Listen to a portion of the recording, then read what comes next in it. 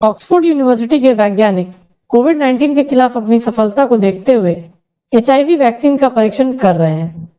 दिसंबर में शुरू हुए मानव परीक्षण के पहले चरण में 18 साल से 65 साल वाले 13 एचआईवी नेगेटिव वयस्कों को शामिल किया जाएगा, क्योंकि उनको संक्रमण का ज्यादा जोखिम वाला नहीं समझा जाता है। इस दौरान प्रतिभागी शुरू में एचआईवी वैक्सीन का एक डोज लेंगे और 4 सप्ताह बाद उनको एक अतिरिक्त बूस्टर डोज दिया जाएगा। वैज्ञानिक फिर उनका ब्लड सैंपल उनके इम्यून रिस्पॉन्स की मॉनिटरिंग करने के लिए लेंगे और पता लगाएंगे कि क्या वैक्सीन सुरक्षित है और एचआईवी संक्रमण को रोक सकती है। एचआईवी की वैक्सीन बनाने के लिए पूर्व के प्रयास नाकाम साबित हुए थे, क्योंकि वायरस तेजी से बदलता है, लेकिन नई वैक्सीन वायरस को निशाना बनाएगी। एचआईवी पॉजिटिव वयस्कों को बाद में परीक्षण का हिस्सा बनाया जाएगा। करीब 3 माह पहले हमने आपको बताया था कि अमेरिकी दवा और बायोटेक कंपनी मॉडर्ना ने एड्स की 2 वैक्सीन के ट्रायल का ऐलान किया है। ये वैक्सीन भी mRNA पर आधारित है। इसी तकनीक पर कंपनी ने कोरोना वायरस की वैक्सीन बनाई है। मॉडर्ना दुनिया की पहली कंपनी है जिसने कोविड-19 का mRNA आधारित पहला टीका बनाया। मॉडर्ना अपनी एचआईवी वैक्सीन के 2 वर्जन का ट्रायल करेगी।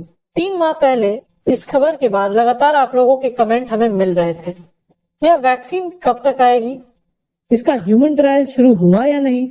आपके कमेंट हमें इस विषय पर नजर रखने के लिए बाध्य कर रहे थे। अब तक हमारे पास आपके सवाल का कोई जवाब नहीं था। यह वैक्सीन कब तक बनेगी, क्या इसका ह्यूमन ट्रायल शुरू हो गया है? तो आपके और हमारे इस इंतजार की घड़ी खत्म हो गई है। ऑक्सफोर्ड यूनिवर्सिटी के वैज्ञानिकों ने एचआईवी वैक्सीन पर ह्यूमन ट्रायल शुरू कर दिया है। हालांकि यह अब तक नहीं पता चल पाया है कि यह मॉडर्ना का ही रिसर्च है या कोई और। यह मानव परीक्षण यूरोपीय एड्स वैक्सीन पहल एचआईवी कोर 0052 का हिस्सा है। यह अंतर्राष्ट्रीय स्तर पर सहयोगात्मक रिसर्च प्रोजेक्ट है जिसको यूरोपीय आयोग फंडिंग कर रहा है। पहले चरण के मानव परीक्षण के नतीजे अगले साल अप्रैल में आने की उम्मीद है। अगर नतीजे हौसला बढ़ाने वाले रहे तो मानव परीक्षण को बड़े पैमाने पर आगे भी किया जाएगा। एचआईवी के खिलाफ नई वैक्सीन का नाम एचआईवी कॉन्सवीएक्स रखा गया है। वैक्सीन के असर की जांच केन्या, जामीबिया और युगांडा में भी की जाएगी, जहां एचआईवी सबसे व्यापक है। एचआईवी की ज्यादातर वैक्सीन उम्मीदवार बी सेल्स के जरिए पैदा एंटीबॉडीज को प्रेरित करती है, लेकिन नई एचआईवी कॉन्सवीएक्स वैक्सीन इम्यून सिस्टम के टी सेल्स को ट्रिगर करती है, जो शक्तिशाली है और रोग जनकों को नष्ट करती है। नई वैक्सीन का निर्माण वायरस के एक ऐसे एरिया को निशाना बनाने के लिए किया गया है जो शायद ही कभी बदलता है। ऑक्सफोर्ड यूनिवर्सिटी ने कहा है कि उसकी वैक्सीन एड्स महामारी को खत्म करने में कारगर होगी। ऑक्सफोर्ड के जेनर इंस्टीट्यूट के प्रमुख शोधकर्ता प्रोफेसर थॉमस हानके के मुताबिक वैक्सीन को बनाने में 40 साल लग गए। इन 40 वर्षों में जब से वायरस का पता चला, करीब 5 वैक्सीन का परीक्षण किया गया है। शोधकर्ताओं का कहना है कि एचआईवी के खिलाफ सुरक्षा पाना काफी चुनौतीपूर्ण है और जरूरी है कि हम एंटीबॉडी और इम्यून सिस्टम के रक्षक टी सेल्स दोनों की सुरक्षात्मक क्षमता को मजबूत करें। विश्व स्वास्थ्य संगठन के मुताबिक एड्स से दुनिया भर में अभी तक 3 करोड़ 60 लाख से ज्यादा लोगों की मौत हो गई है। अनुमान है कि 2020 के अंत तक दुनिया भर में 3 करोड़ 70 लाख से ज्यादा लोग एचआईवी संक्रमण के साथ जीवन गुजारा कर रहे हैं।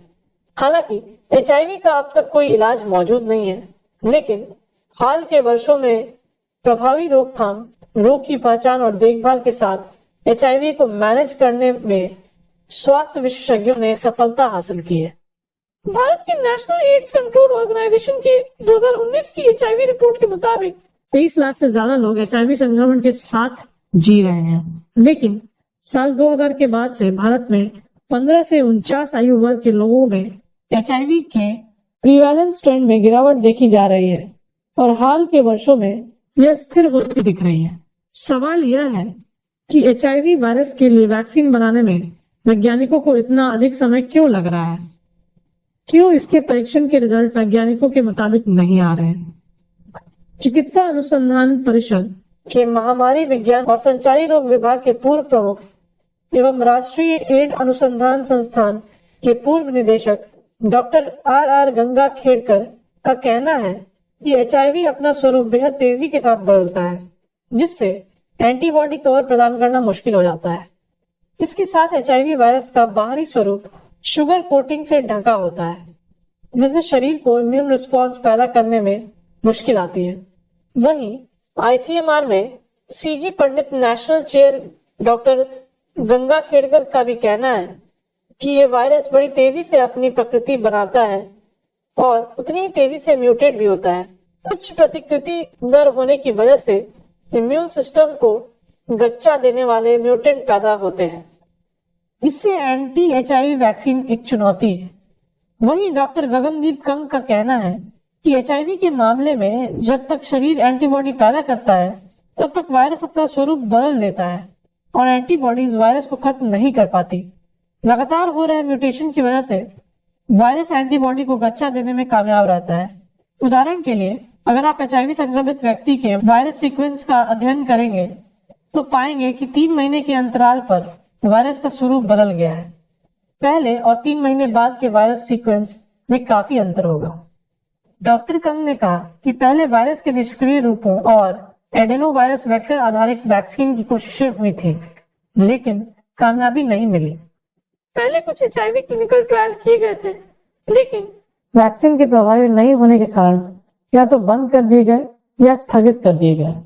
वहीं एडेनो वायरस वेक्टर वैक्सीन के केस में पाया गया कि ट्रायल में शामिल हो रहे प्रतिभागी HIV के प्रति ज्यादा संवेदनशील थे, बजाय वैक्सीन के चलते सुरक्षित होने के।